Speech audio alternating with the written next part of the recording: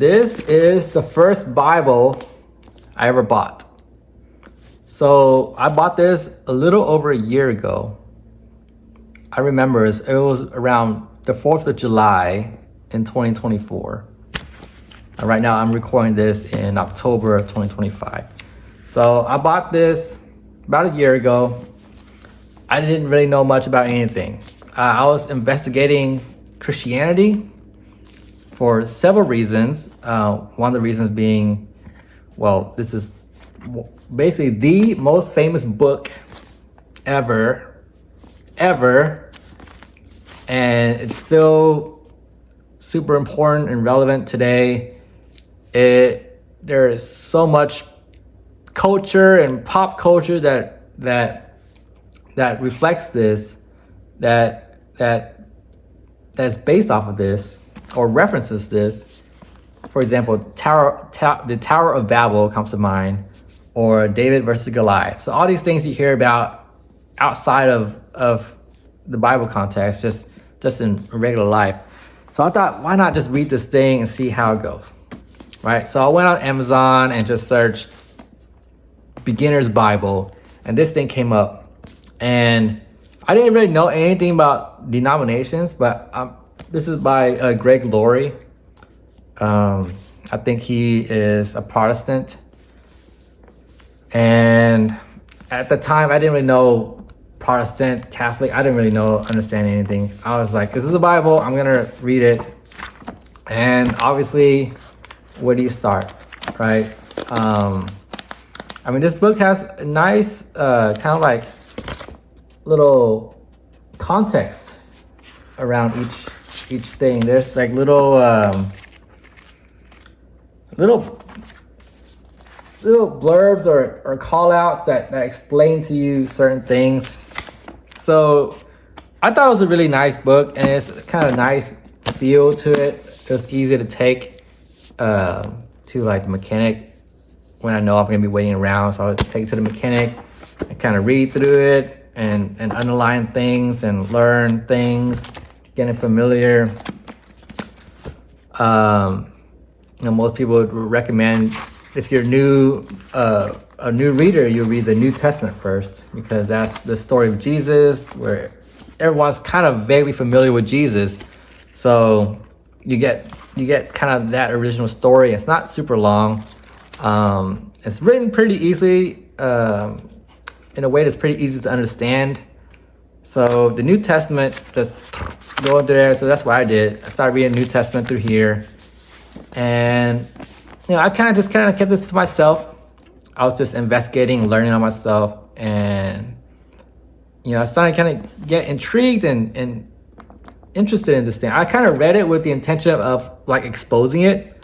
Like, it's like challenging myself, like, hey, there's a lot of Christians in the world. They all believe this book. So let me read this and let's see if it's bogus, if it's BS, then I'm going to see it for myself. Instead of just hearing it from other people, I'm just going to read it myself, get that knowledge. Am I an educated guy? If I am, I should probably be reading the actual book that everyone has read before. So that's what I did. I started reading through it and I started thinking, man, I can kind of see this. This is just, do I believe this? And I was kind of getting intrigued and fascinated with it and thinking, wow, this is, imagine if I was there and I saw something amazing and wrote it down, and this is what I wrote down.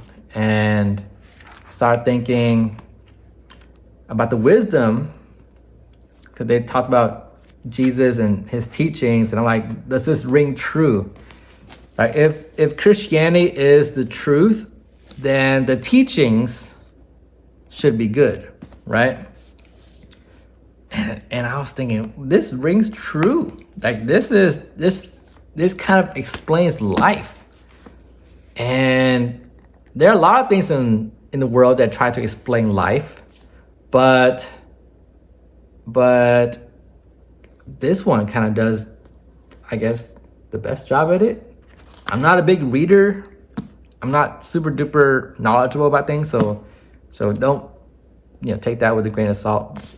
But I'm like, what else explains this?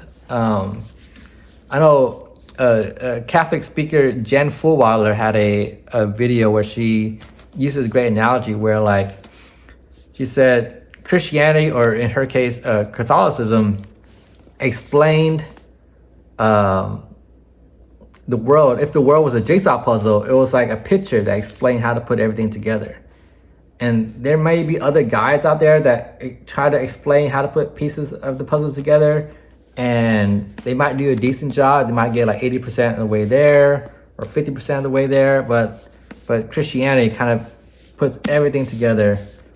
Not to say that there are no mysteries. So there's a lot of things that we don't understand about the world, or just about how God works.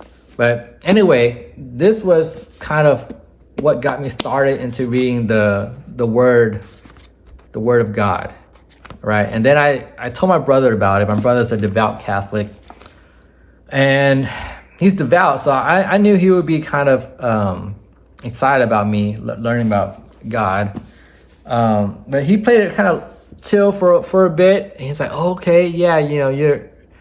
I guess my take on it was he might have was taken aback a little bit. Like maybe he wasn't expecting it, or whatever. It's kind of random. It's like, you've been an atheist for 30 years, and now you're just looking into religion.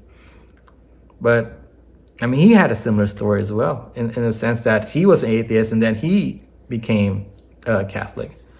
So I think for my birthday, maybe a couple months later, he sent me a big Catholic Bible. This is the big Bible he sent me.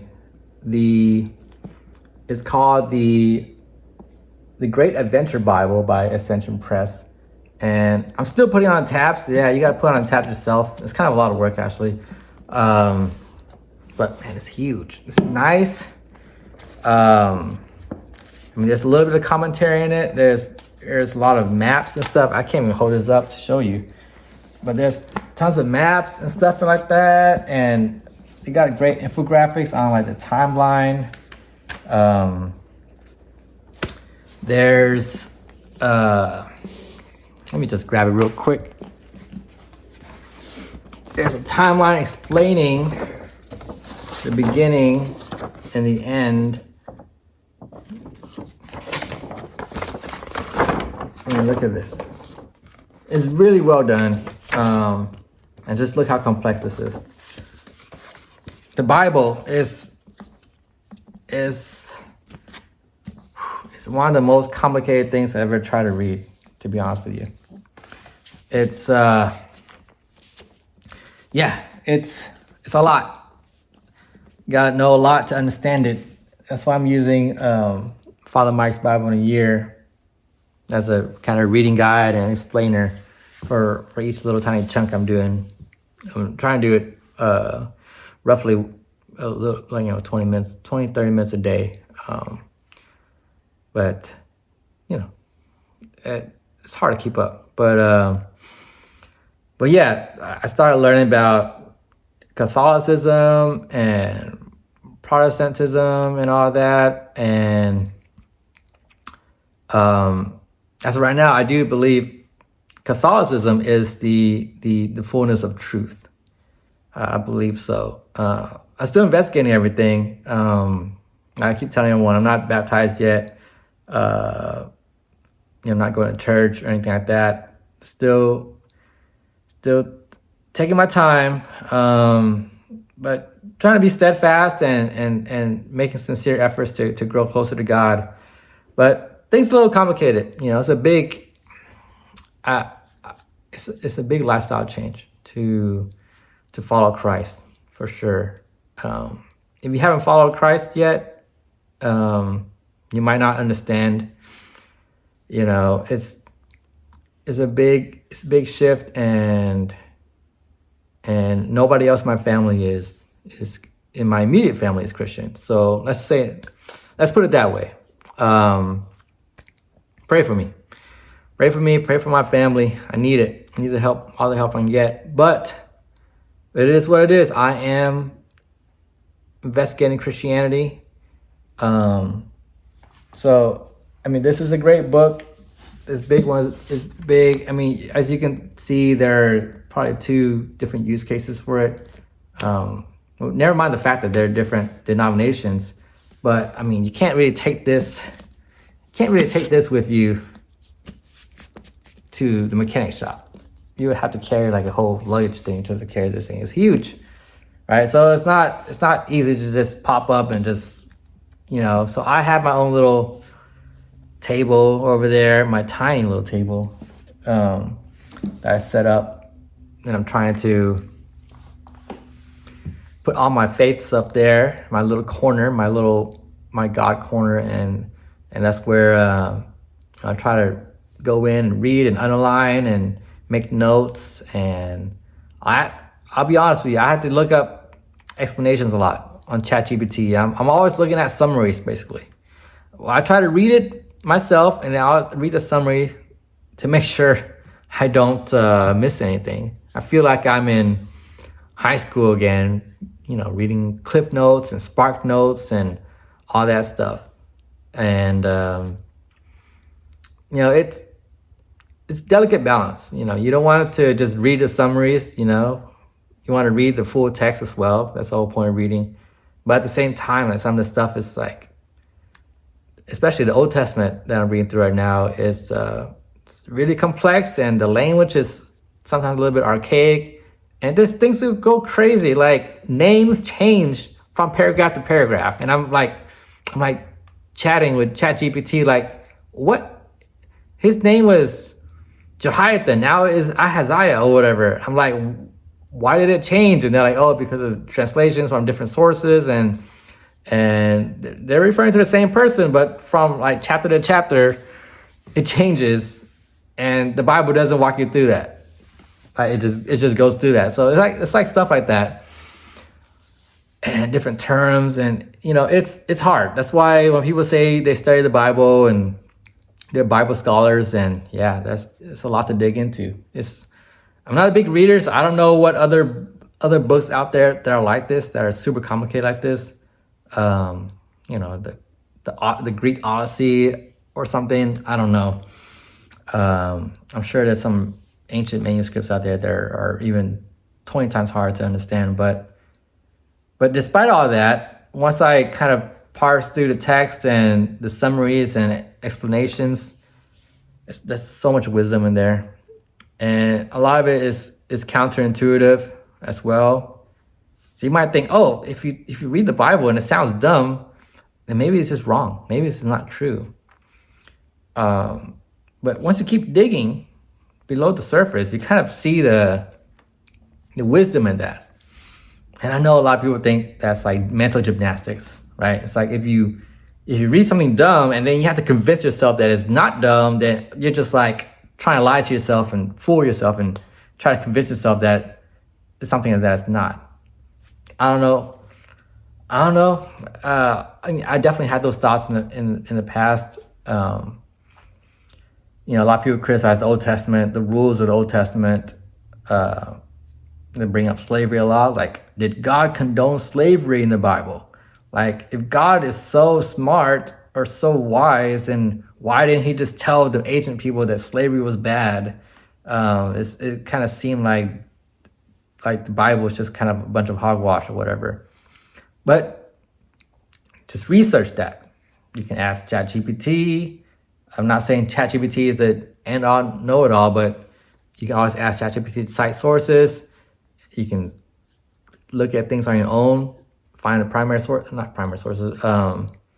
like more reliable sources to explain these things, and then just weigh it out for yourself. You don't have to take anyone's word for it. Don't have to take my word for it. But there are explanations, and sometimes there are mysteries where we don't know. We have gaps where we don't know what it really means, and we might never know what it means, at least on this side of eternity. So that's where faith comes in. Trust, faith. It's like, what do you believe? Do you believe that God is good? that these questions and doubts that you have do have an explanation that we might not understand yet, or we might not even be capable of understanding yet, because God is infinite.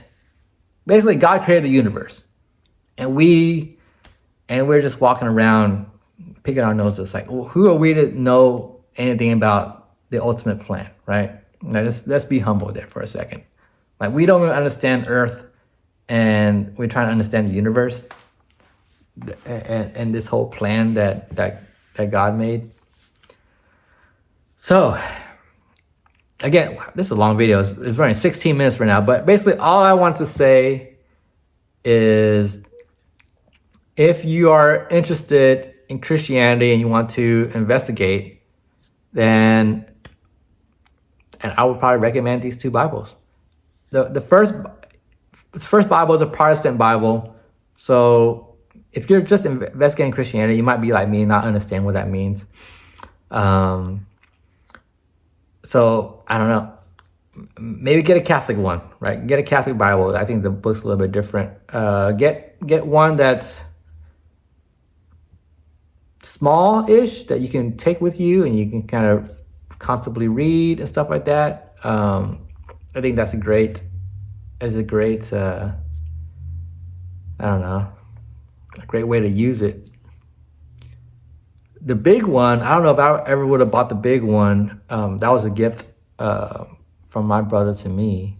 Shout out to my brother if he's watching this. Very low chance. This is a secret. It's basically a secret video, a secret YouTube channel. But anyway, I would recommend a smaller Bible, so you can take it with you, mark it up.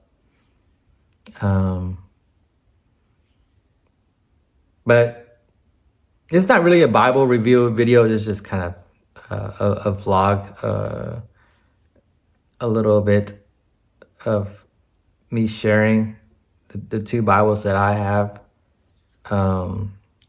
So because now I lean Catholic, again, not baptized or anything, but I lean Catholic. I use the big Bible now. So I kind of put the New Believers Bible in my bookshelf. But yeah, I don't know what else there is. What else there is for me to say? Read it. Read the Bible. It doesn't really matter what Bible, I guess. Just read it and you kind of learn like me. It might be messy and you might be excited reading the Bible. You might be telling people, yeah, I'm reading the Bible, and I'm sure there are Christians in your life who want to walk you through it and talk to you about it.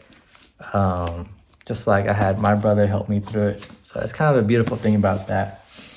And then as you're investigating, you take it all in, and I would say just take it all in and sleep with it and pray on it.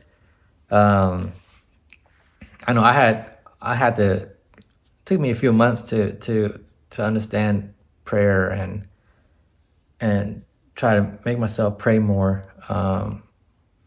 But yeah, it's a big learning process. It's very complicated, and I think they say if you seek, you shall find, and just work on softening that heart, right? Just pour that water in that heart and make that dirt into mud so it can kind of be molded to where it needs to be. And everyone's journey is different. Some people wake up and they're super devout, and maybe some people are like me who need a little bit more time, who are in a little bit more of a complex situation. So yeah, that's my story, of my Bible story in a nutshell.